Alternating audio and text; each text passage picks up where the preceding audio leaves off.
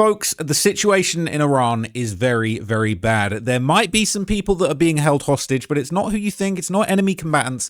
It's actually the Iran's women's soccer team who have just sent out help signals after playing an international match. This is very bizarre. It's very scary, and it just goes to show you how the oppression is still continuing within Iran, especially for the women, and how people are basically scared of speaking out. They're unable to get out, and they're literally desperately calling to the rest of the world for help. So you got to bear this kind of thing in mind when you're wondering why America is, over there bullying the scene and basically trying to call the shots.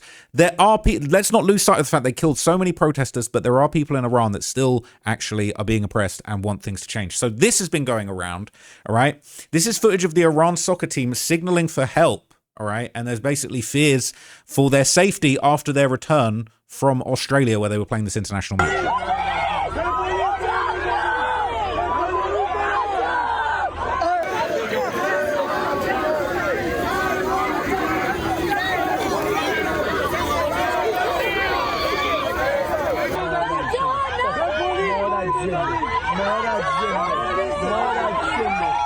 So that hand signal is apparently an international sign for calling for help. It's an SOS sign, okay?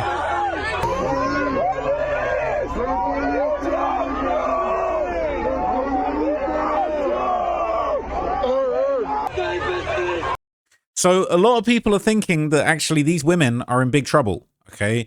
People are saying grant them asylum. We need to help these women. Asylum for the Iranian football team. They need to be given safe sanctuary, not be sent home to face death from the Iranian regime. Now, on the 3rd of March, when they played this match, the team completely refused to sing their own national anthem prior to the match, which, again, we're not seeing too many people rising up as Trump is asking to come out because they're scared and there's not many of the revolutionaries left. But the Iranian team, they don't even want to sing their own national anthem. They're ashamed of what's been going on in their country and they're not happy. They're not supporting what's going on. They look scared as they're doing that, all right? People are saying it brings them to tears. Brave women, okay? The coach is proud. The bravest thing I've ever seen. And it is extremely brave because the Iranian national government would immediately threaten the players with retaliation as soon as this happened. There is serious concern for the safety of Iran's women's national team following their refusal to sing the national anthem during their opening game of the Asia Cup. I spoke to sources close to the team in Australia who told me the women are under heavy guard, are being kept in their rooms and monitored by Iranian security. 3 men, one of them believed to be IRGC affiliated. This comes after Iranian state TV put out this broadcast calling the lionesses traitors and saying they must be punished when they return home. تا کجا اینکه تو بری اونجا سرود ملی نخونی این اوج بی‌شرفی و بی‌وطنیه. هم مردم هم مسئولین با اینا به عنوان خائنین زمان جنگ برخورد کنن. نه اینکه حالا یه اعتراض. So they're calling these women wartime traitors for not singing the national anthem. You dread to think what's going to happen to them when they get home. These young players who have lived their whole lives under the Iranian regime, who have never before had the freedom to express themselves in this way, will play their final group game in Australia this Sunday, after which they will return home to a country at war and an uncertain fate. So this is all that's left of Iran's kind of revolutionary protest movement because they killed 60,000 protesters. They've literally, it doesn't qualify as a genocide, so to speak, but they basically, have gotten rid of as many people that support,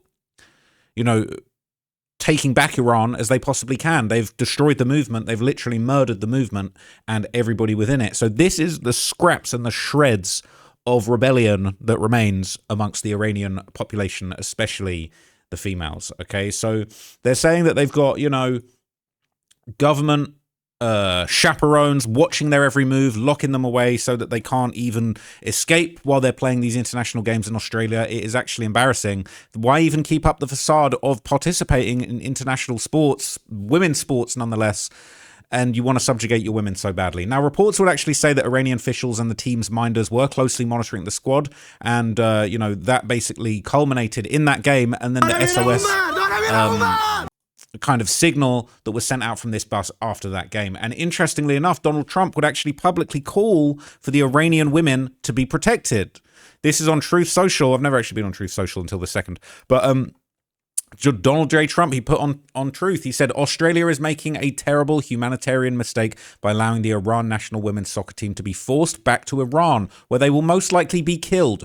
Don't do it. Mr. Prime Minister, give asylum. The US will take them if you won't. Thank you for your attention to this matter, President Donald J. Trump. Now, offering to fly in a whole women's soccer team doesn't necessarily help some of the other things that people have been talking about. But nonetheless, all right, Trump would basically tweet out or truth out. He would truth himself silly. Asylum, all right, in response to somebody else posting about this, basically said, this story is absolutely insane. Senior Iranian regime propagandist threatened to have members of the Iranian football team killed because they didn't sing the national anthem at a game in Australia this week. The woman would then basically held under armed guard in Australia by Iranian officials to prevent them escaping. They were even seen making SOS signals on their team bus. The Australian government inexplicably dragged their feet on saving them right up until the last possible moment. 5 girls just escaped and claimed asylum. The rest face a flight home tomorrow to almost certain persecution. This is the same Australian government which wants to import literal ISIS member, you know those guys are awful, from Syrian prison camps. They've spent the last month trying to get the them guys, brides, back on planes to Australia, but they had to be dragged kicking and screaming to protect 5 women fleeing Islamist persecution. Now, it's crazy. Even Trump's right on this one. But anyway, okay, it is what it is.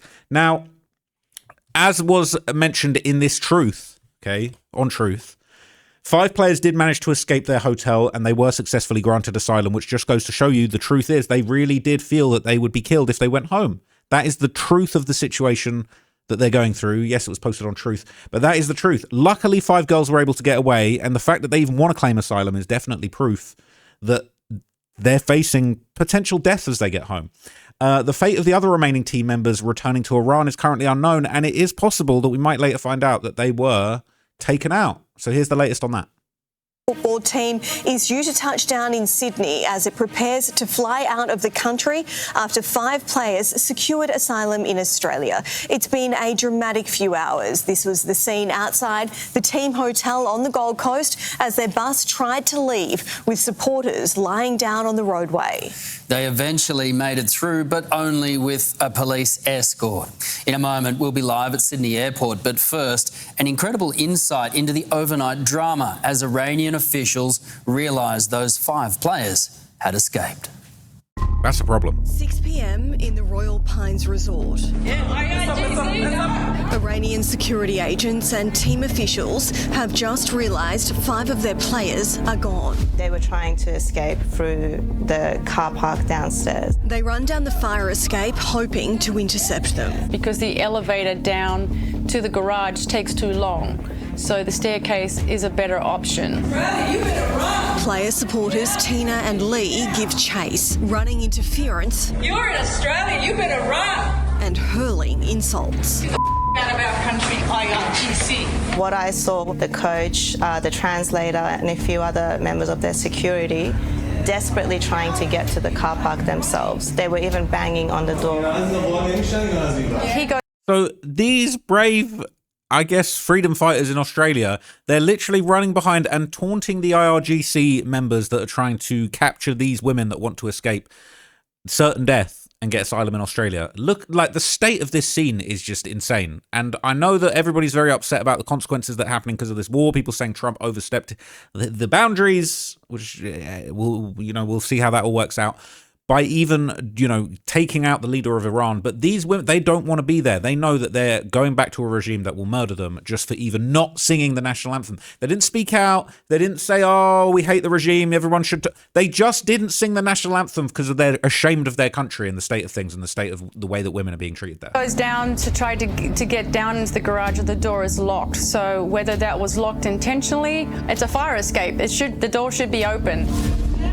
After hitting a dead end, the group runs back up, Lee and Tina on their tails.